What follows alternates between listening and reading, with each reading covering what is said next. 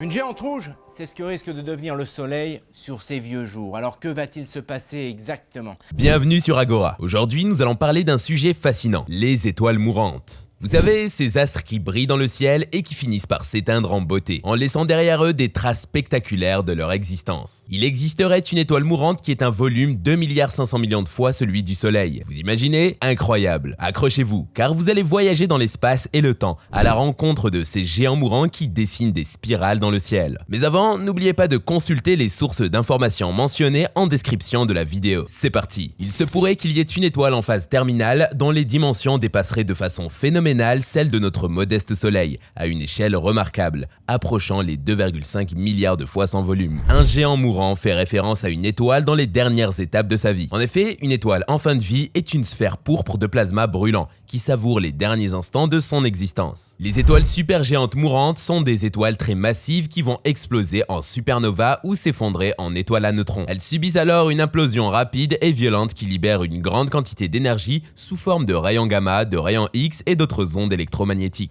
Les étoiles supergéantes mourantes peuvent avoir des comportements différents avant leur explosion finale. Certaines peuvent être relativement calmes, tandis que d'autres peuvent connaître des éruptions violentes ou libérer des couches de gaz incandescents. Par exemple, Bételgeuse, une étoile supergéante rouge située dans la constellation d'Orion, a connu un affaiblissement récent qui pourrait être un signe avant-coureur d'une explosion imminente. CW Léonis est une étoile supergéante mourante qui se distingue par sa nature carbonée. Elle est une énorme étoile rouge dont l'âge reste imprécis, mais est estimée à plusieurs milliards d'années. Des scientifiques l'ont capturée en image grâce à l'usage du télescope Hubble. Elle est répertoriée en tant que géante rouge car elle était précédemment 3 à 5 fois plus grande que le Soleil. Les observations détaillées réalisées par Hubble au cours des 2 dernières décennies révèlent également de l'expansion des fils de matière éjectés autour d'elle. Située à une distance de 400 années-lumière de la Terre, elle est l'étoile riche en carbone la plus proche. Cela offre aux astronomes une opportunité d'appréhender l'interaction entre elle et son enveloppe turbulente environnante. Les rayons lumineux émanant d'elle et se propageant vers l'extérieur représentent l'une des caractéristiques les plus fascinantes. La luminosité de ces rayons a changé au cours de 15 années, une période incroyablement courte du point de vue astronomique. Les scientifiques spéculent que les ouvertures dans le voile de poussière entourant CW Léonis pourraient permettre à des faisceaux de lumière provenant d'elle de percer et d'éclairer la poussière, tels des phares de projecteurs à travers un ciel nuageux. Toutefois, la cause précise des changements spectaculaires de sa luminosité demeure encore inexpliquée. Par ailleurs, une étoile brille lorsqu'une pression extérieure issue de la fusion au sein de son noyau équilibre la force d'attraction de la gravité. Lorsqu'elle manque d'hydrogène, la gravité persistante provoque son effondrement. Au fur et à mesure que le noyau se contracte, la couche de plasma qui l'entoure devient suffisamment chaude pour commencer à fusionner de l'hydrogène.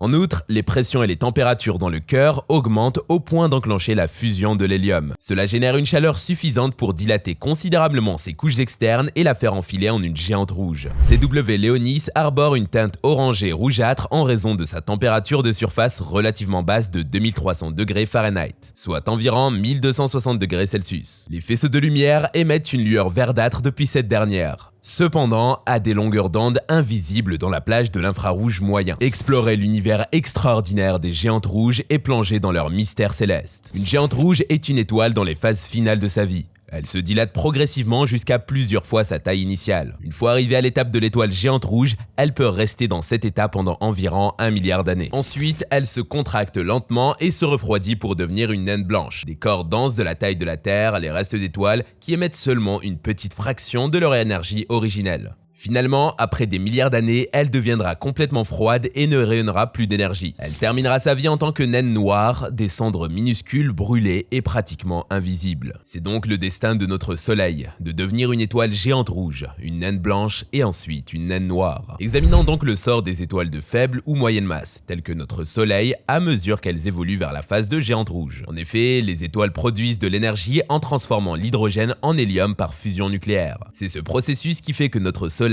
émet de la lumière, de la chaleur et d'autres formes d'énergie en tant que sous-produit. Cependant, la fusion nucléaire dans les étoiles nécessite une réserve initiale d'hydrogène qui n'est pas infinie. Notre Soleil convertit environ 600 millions de tonnes d'hydrogène en hélium chaque seconde. Si cela semble indiquer que l'approvisionnement devrait s'épuiser bientôt, il faut se rappeler que le Soleil est une étoile d'environ 1 million de kilomètres de diamètre. En réalité, en tant qu'étoile de taille moyenne de ce genre, il est né avec une quantité suffisante d'hydrogène pour durer environ 10 milliards d'années. Les scientifiques scientifiques estiment qu'il a maintenant environ 4,5 milliards d'années. Ainsi, l'étape actuelle de la vie du Soleil est appelée la phase de fusion de l'hydrogène, car sa source d'énergie provient de la fusion des atomes d'hydrogène. Cependant, utiliser le terme brûler est un peu abusif. Il s'agit en réalité de fusion nucléaire et non de combustion chimique. Les étoiles ne brûlent pas au sens traditionnel du terme. Néanmoins, les astronomes utilisent l'expression brûler pour décrire le type de fusion qui se produit à l'intérieur d'une étoile. Par conséquent, on peut également parler de combustion du carbone ou de l'hélium. Les deux sont des étapes de la fusion nucléaire impliquant la consommation d'éléments différents lorsqu'une étoile approche de la fin de sa vie. Les étoiles qui fusionnent principalement de l'hydrogène se trouvent dans ce que l'on appelle la phase de la séquence principale. En tant qu'étoile de la séquence principale, notre Soleil se trouve dans ce que l'on appelle l'équilibre stellaire. Cela signifie que sa pression de rayonnement résultant des réactions de fusion interne équilibre parfaitement la force gravitationnelle dirigée vers l'intérieur exercée par lui-même. Il est essentiel de comprendre que lorsqu'il se trouve sur la séquence principale,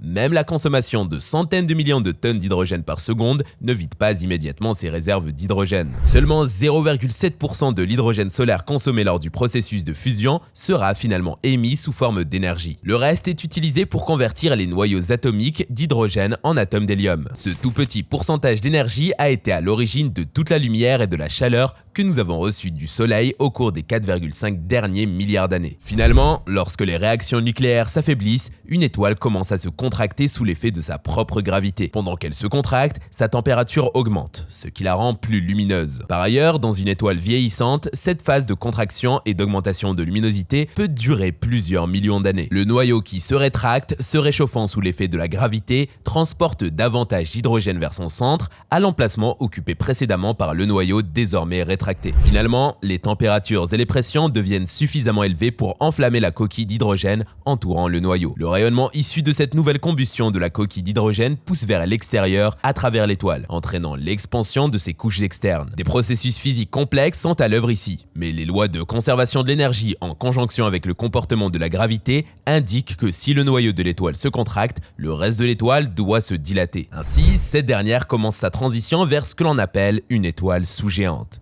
représentant une phase intermédiaire entre la séquence principale et le stade de la géante rouge. La fusion de la coquille d'hydrogène se produit grâce à des processus de fusion nettement plus vigoureux que pendant la phase de séquence principale. Par conséquent, l'étoile émet une quantité modérée de lumière. Cependant, ces couches externes en expansion, désormais plus éloignées de la coquille d'hydrogène entourant le noyau, se refroidissent simultanément, passant d'une température maximale comprise entre 6000 et 30 000 degrés à 5000 degrés. Cela signifie également que sa lumière devient rougeâtre, de la même manière qu'un tison retiré d'un feu chaud refroidira du blanc au rouge en passant par le jaune. La phase de combustion de l'hydrogène peut durer de quelques centaines de millions à 1 milliard d'années, selon la masse initiale de l'étoile. Pour les étoiles dont la masse est comprise entre 0,8 et 2 fois celle de notre Soleil, cela entraîne la formation d'une sous-géante dont le diamètre est 10 fois plus grand que celui du Soleil. Les étoiles dont la masse est en dehors de cette plage peuvent suivre des trajectoires évolutives différentes. Mais pour une étoile comme le Soleil, la prochaine phase sera caractérisée par une augmentation massive de la taille et une augmentation considérable de la luminosité et un refroidissement accru. L'énergie nécessaire à cela provient du noyau d'hélium, qui s'effondre et devient de plus en plus dense jusqu'à ce qu'il atteigne une température suffisamment élevée pour brûler son hélium. Cela entraîne une augmentation significative de la production d'énergie qui provoque l'expansion de l'étoile. Finalement, après peut-être des centaines de millions d'années, elle aura une taille 100 fois supérieure à celle du Soleil et sera nettement rouge. C'est ainsi qu'une géante rouge se forme. Une étoile reste généralement dans la phase de géante rouge pendant environ 1 milliard d'années. Ce qui se passera ensuite dépendra de sa masse. Celle de masse élevée explosera en supernova. Celle de masse faible à intermédiaire comme notre Soleil se contractera lentement et se refroidira pour devenir une naine blanche. Découvrez les critères qui qualifient une étoile de supergéante rouge. Afin de comprendre leur nature, il est crucial de connaître l'évolution des étoiles au fil du temps. En effet, les étoiles traversent des étapes spécifiques tout au long de leur existence. Les modifications qu'elles subissent sont désignées sous le terme d'évolution stellaire. Le processus débute par leur formation et leur étage juvénile. Après avoir émergé d'un nuage de gaz et de poussière, puis enclenché la fusion de l'hydrogène dans leur noyau, elles se situent généralement sur ce qu'on appelle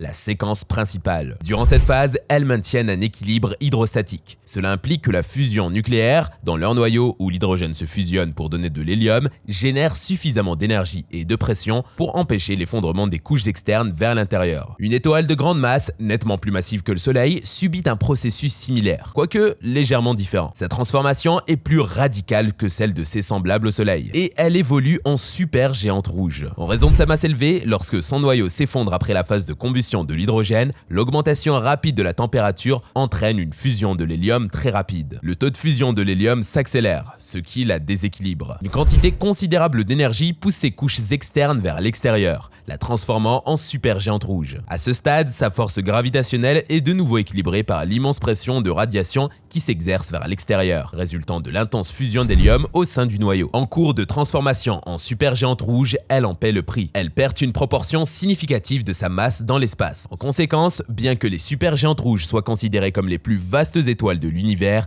elles ne sont pas les plus massives, car elles perdent de la masse en vieillissant, même en s'étendant vers l'extérieur. Elles affichent une teinte rouge en raison de leur température de surface relativement basse, oscillant entre environ 3500 et 4500 Kelvin, soit environ 3226 degrés Celsius et 4226 degrés Celsius. Conformément à la loi de Vienne, la couleur dominante à laquelle une étoile rayonne est directement liée à sa température de surface. Par conséquent, bien que leur noyau soit extrêmement chaud, l'énergie se diffuse à travers l'intérieur et la surface de l'étoile. Et plus la surface est étendue, plus elle peut refroidir rapidement. La plupart des étoiles de ce type présentent un rayon compris entre 200 et 800 fois celui de notre Soleil. En raison de leur taille et de leur masse extrême, ces étoiles requièrent une quantité phénoménale d'énergie pour maintenir leur stabilité et prévenir l'effondrement gravitationnel. Par conséquent, elles consument rapidement leur carburant nucléaire, et la plupart ont une durée de vie de seulement quelques dizaines de millions d'années. Bien que les supergéantes rouges soient les plus grandes catégories d'étoiles, il existe d'autres types d'étoiles supergéantes. En réalité, il est fréquent que les étoiles de grande masse, une fois que leur processus de fusion dépasse l'hydrogène, alternent entre différentes formes de supergéantes.